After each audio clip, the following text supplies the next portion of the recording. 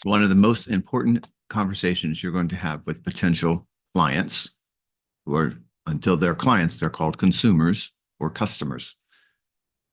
When you have the first meeting with them, it's extremely important that you understand and you remember from your pre-license courses. First substantial contact means you have to review and discuss with all consumers the working with real estate agents disclosure form, WWREA disclosure form. In this disclosure form, it clearly states, number one, it's not a contract. Number two, this is just information that's going to be provided to you so you can choose to see how the firm will work on your behalf. You get to tell the agent how to work on their behalf.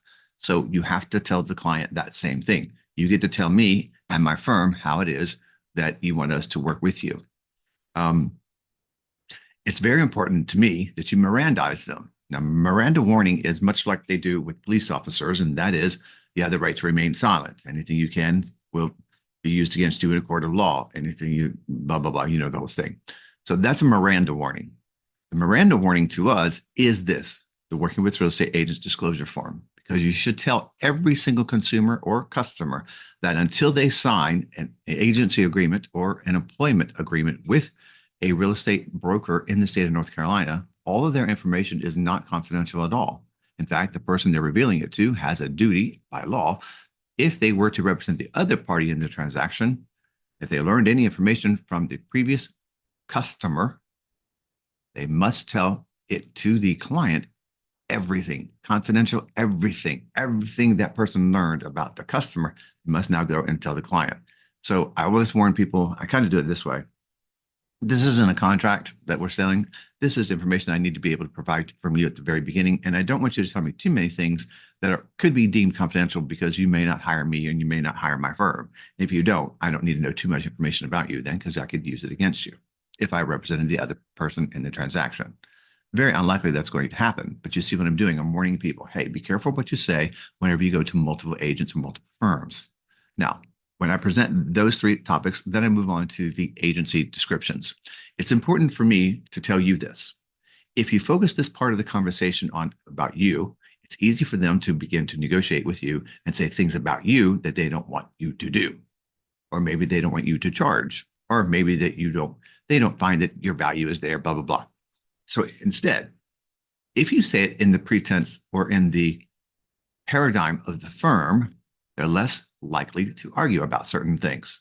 And when you're more affirmative about what you're saying, about what you're doing, they're more likely to follow your lead.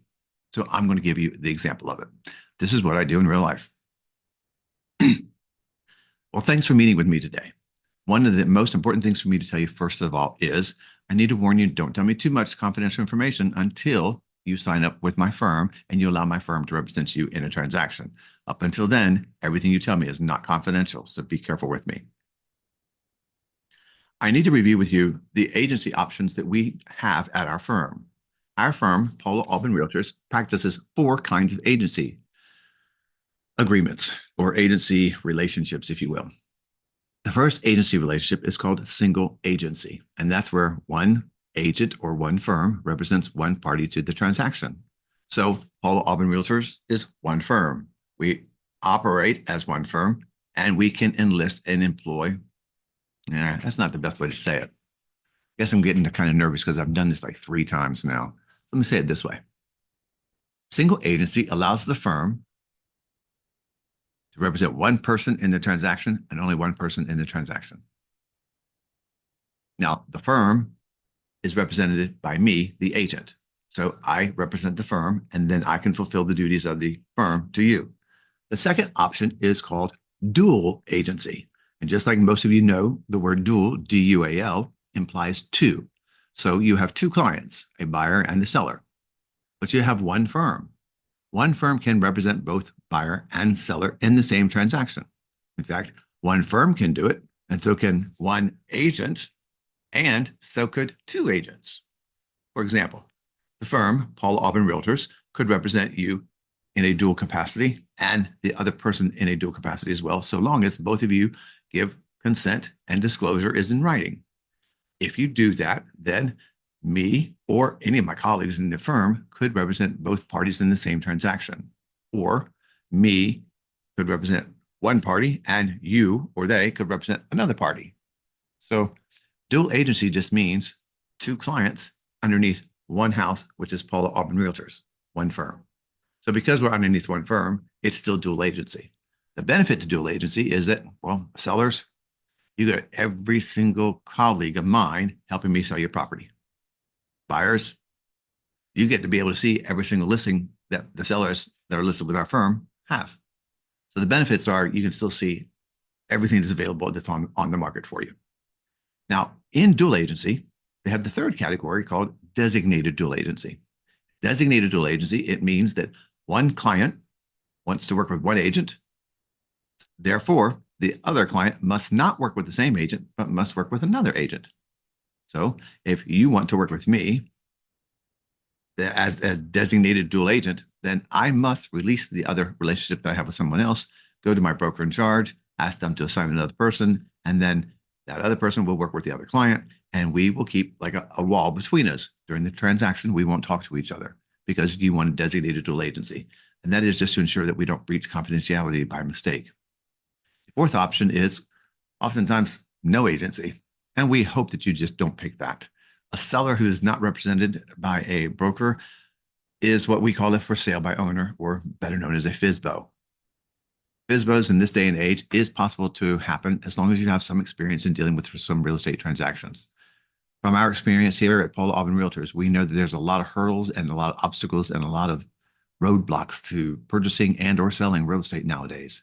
It does require a professional person to understand the intricacies of what it is we need to do in order to get you over those and through those roadblocks, hurdles, and stumbling blocks.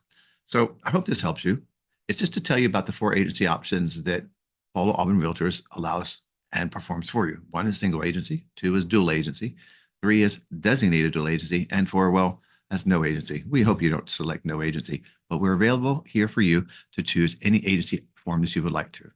If you would, I need you just to confirm that I reviewed this with you by signing here and placing your signature on the form. You're not agreeing to any representation or anything of the sort. You're just agreeing that I've informed you of the agency options that Paula Auburn Realtors has for you with this firm. And that's it. Pretty simple and easy. Sorry I messed up there a little bit for you, but you're going to as well. So why not I put it in my video? Buyer agency is really easy to do. Single agency, dual agency, designated dual agency. It's really easy to do. Make it self-explanatory and put it in your own words, and you too can have a huge success with this.